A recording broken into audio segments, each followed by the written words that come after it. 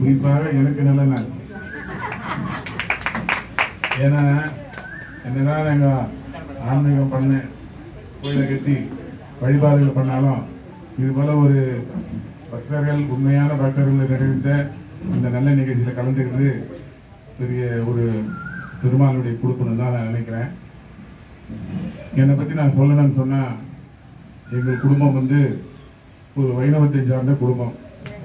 எங்கள் பெரியவங்களாம் பெருமாள் தான் அவங்களுக்கு, பெருமாளை தவிர வேறு எதுவுமே இல்லைன்னு வாழ்ந்தவங்க. சோளிங்கர் தான் எங்களுடைய நேட்டிவ் பிளேஸு. ஆனால் நான் பிறந்து வளர்ந்ததெல்லாம் இங்கே தான். எங்கள் அப்பா எங்கள் சென்னைக்கு வந்துட்டாரு. வந்துக்கிறது நான் பிறந்து வளர்ந்ததெல்லாம் இங்கே தான். ஆனால் எங்கள் சோளிங்கரே எங்கள் நேட்டிவ். சோளிங்கரை பற்றி உங்களுக்கு தெரியும், அது எவ்வளோ ஒரு வைணவ பெருமை வாய்ந்த தலைன்னு. அந்த இடத்துல எங்கள் மூதாதையர் அவங்களுக்கு என்ன பேருனா மத்தியானம் பாப்பாமேடு. மத்தியானம் பாப்பாமேடுனா அதான் தெரியல.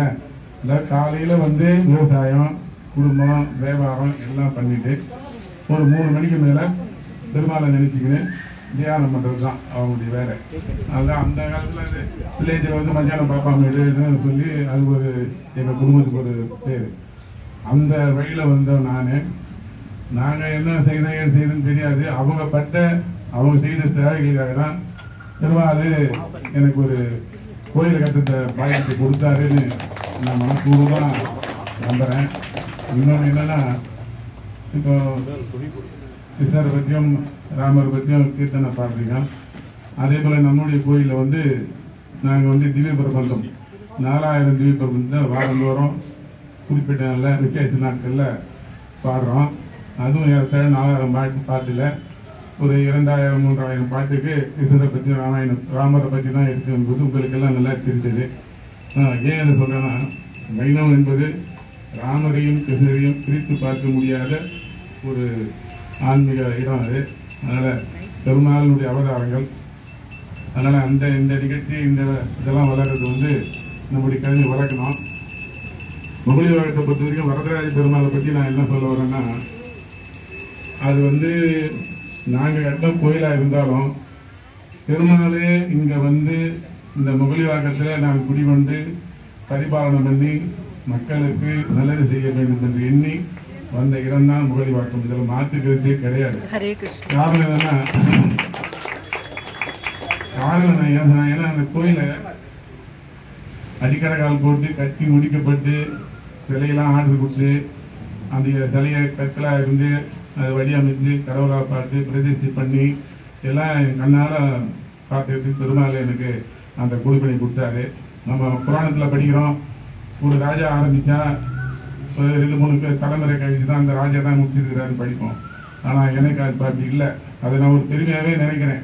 நானே ஆரம்பித்து நாங்களே பண்ணி நானே அதை வழிபாடு பண்ணி இன்றைக்கி அந்த பெருமாள் கோயில் ஓரளவுக்கு எல்லோரும் விரும்புகிற இடமா, எல்லோரும் சொல்கிற அளவுக்கு அந்த வளர்ந்துருக்குது. ஏன் பெருமாள் பற்றி, இந்த முகலிவாட்டை பற்றி ஏன் சொல்கிறேன்னா, பெருமாளை விருப்பப்பட்டு வந்தார்ன்றது ஒரு காரணம். அந்த இடம் இப்போ பெருமாள் கோயில், வரதராஜ பெருமாள் பெருந்தைய தேவனுடைய கோயில் இருக்கிற இடம் ஒரு குளம். அந்த குளம் 4 படம் துண்டு போச்சு. ஊராட்சி மன்றமும் சரி, காப்பீடும் சரி, அங்கே தான் குப்பையெல்லாம் கொட்டி அந்த இடத்த பாழ் பண்ணியிருந்தாங்க. அதுக்கப்புறம் அந்த இடத்துல வேறு எதுவும் செய்ய முடியாத சூழ்நிலையில் அந்த குப்பையெல்லாம் அகற்றி அந்த இடத்த காப்பாற்றணும். அந்த இடத்த காப்பாற்ற அப்போ நான் கவுன்சிலராக இருந்தேன், சென்னை மாநகராட்சி கவுன்சிலராக இருந்தேன். அந்த பொறுப்பு எங்கிட்ட இருந்தது.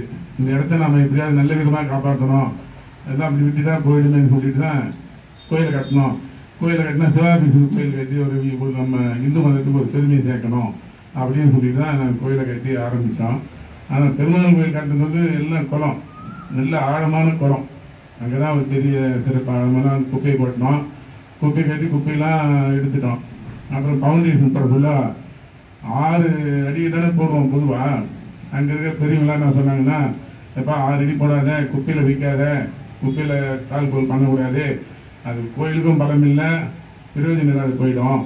அதனால் நீ மண்ணை தேடி பிடி, முதல்ல மண்ணை தேடி பிடிச்சி அங்கே இருந்து அந்த ஃபவுண்டேஷன் போடுந்தாங்க.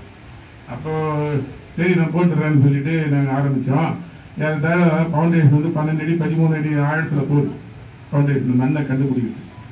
கண்டுபிடிச்சோம். அப்புறம் கீழே அந்த இது போடணும் இல்லையா, பீம் போடணும். பீம் போடுறதுல உள்ளே இறங்கி போடுறான். இப்படி பார்த்தா 12 அடி உயரம். மேலே வந்து குப்பை தலைன்னு ஆடுது. குப்பை தலைன்னு ஆடுது. இன்னும் ஒரு மண் செஞ்சா கூட அந்த காரியம் கெட்டு போயிடும். ஏதாவது ஒரு உயிர் சேதமும் ஏதோ ஒரு சேதம் ஆகி அந்த இடம் போயிடும், கெட்டு போயிடும். எனக்கு ஒரு பயம் வந்துச்சு. என்னடா இப்படி எடுத்துட்டு கடைக்கால இது குப்பையெல்லாம் ஆடுது, இது என்ன ஆகுமோ, வேலை செய்ய சொல்ல தெரிஞ்சு கிரிஞ்சு ஏதாவது சேதாரம் பண்ணிடுமோ, இந்த வேலை நின்றுடுமோன்னு ஒரு பயத்திலேயே ஒரு அந்த பூர்வ நம்பிக்கை வச்சு நல்ல மாதிரி நடக்கிற நம்பிக்கை வச்சு வேலையை ஆரம்பிச்சுருந்தோம்.